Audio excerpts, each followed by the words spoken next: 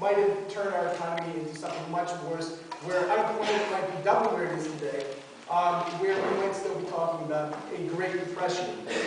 So with that in mind, I think, yes, it may be necessary to add a second stimulus focused primarily on promoting more jobs and having the same beneficial factors that the stimulus is giving.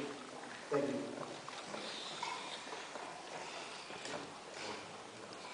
All right.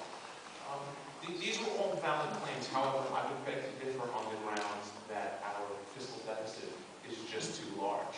The notion of a second stimulus package would only add onto the federal deficit, which is enormous in and of itself, when referring back to that precedent. Now, it is no doubt that it is a viable strategy to enact deficit spending during a recession, especially one of the recent magnitude. However, it would be a mistake to implement the same policies that the first stimulus package had implemented, chief amongst them being to perpetuate the system of reckless and wanton spending. And one example of that would be that of propping up public sector employees. Now, it is no doubt that it is an honorable position in society to serve that of the role of, say, a police officer, or a firefighter, or a teacher. However, it is preposterous to think the public sector should not suffer as well as the private sector. The current deficits that our state and local governments are incurring on our children and grandchildren are unsustainable, to say nothing of that of the federal government. By the stimulus package artificially propping up the deficits of the state and municipal governments in this country, we are ignoring the pain and suffering of the private sector. Now, as for the stimulus package's proposals, one of them was to ignore the austerity measures that have come from other nations that have suffered similar fates from the recession, chief amongst them being Greece. Greece is an excellent example of a country that is suffering from sensible policies, though unpopular. President Obama said an awful lot about the unpopularity of the bank bailouts, which I'm sure that we will approach later. However, the austerity measures that we must enact must occur, because should they not, we will only postpone the inevitable suffering that is to come in the future, when our deficits must be made. I think my opponent brings up a great point. The deficit does need to be addressed, but I think it needs to be addressed at the appropriate time.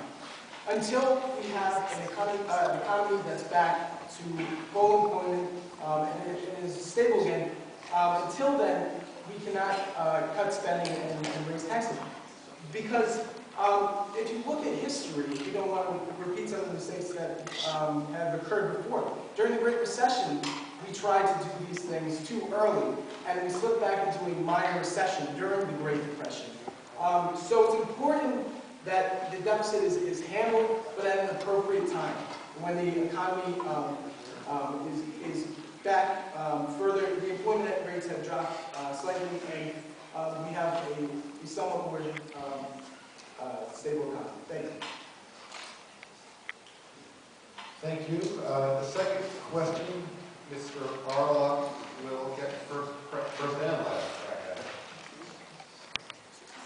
Last month, Congress passed a bipartisan job bill to extend unemployment benefits and give tax breaks to employees. Will this bill encourage business growth and help strengthen the economy? What else should be done, if anything? The recent fiscal stimulus initiatives proposed and in fact enacted by the Obama administration have been beneficial to the economy. I would argue in the case of the recent jobs bill that was passed with more bipartisan support. Case in point, the recent argument that Senator Jim Bunning made against unemployment benefits is preposterous. The notion of denying the unemployed their rightful benefits when they are in need of it most is outrageous, and it is, quite frankly, morally apprehensible. However, he does bring up a good point as to how we are to pay for this. Now, again, as I repeated earlier, there is no doubt that there must be one form of fiscal stimuli. We may disagree over whether it should be federal spending or tax cuts for the middle and lower classes. However, the recent job bill which gave a tax subsidy to employers to hire recently unemployed workers, is a noble cause and it should be pursued further. However, we should recall that this similar policy was pursued in the 1970s during the Carter administration, and it wasn't as successful as economists had originally hoped. Therefore, it must be expanded and be only part of a holistic strategy to restore our economy to stable footing. Another of which would be to exempt small businesses from the current payroll tax, which is by and large a regressive tax which hurts the poor and middle classes. These two measures, along with job growth creation in the form of federal grants to small businesses and entrepreneurs, specifically in the East Coast and in Silicon Valley, will only help to strengthen our economy in the future. Thank you. If you could repeat the question just one more time. Certainly. Last month, Congress passed a bipartisan jobs bill to extend unemployment benefits and give tax breaks to employers. Will the bill encourage business growth and help strengthen the economy? And what else should be done, if anything? Yes, I think this is a very beneficial bill. And along with the stimulus, which I think is a reason to go back to your point about the current administration, I think the environment was a little bit, and we have to take that into consideration. Along with the benefits that begin with stimulus, I think this will be much more effective. With that being said, things that also need to be done and are taking place with the stimulus are investing in the jobs of tomorrow. We've seen strong investment in education with programs like Race to the Top, something that will make sure that we have the highest rates of second education graduates. But we also need to invest in clean, renewable energy technology, advanced manufacturing, and new infrastructure. And other countries are starting to realize this. And it's those countries that start working on these sort of things now that will be the dominant countries in the future. Thank you.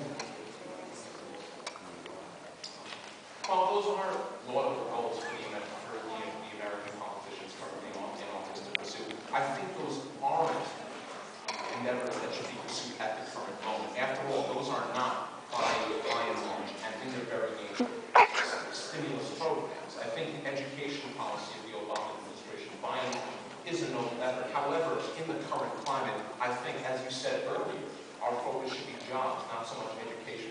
Though, of course, it is a noble goal. As for energy reform and infrastructure investment, again, those are future and long-term goals, which I think the stimulus package passed in February of 2009 does address. However, that is not, again, that is not a stimulus package in itself. Immediate tax cuts and federal spending in the form of food stamps such as the poor classes should be enacted immediately, given their easy effects. Okay. The final question of this segment, which will then be followed by closing statements, will be directed to Mr. France. Unemployment has been at the highest levels in well over a generation since the fourth quarter of 2008. They had a crisis so far. What platforms and policies does your party advocate, if anything, to alleviate the problem of increasing unemployment? Okay. Well, going back to the stimulus once again.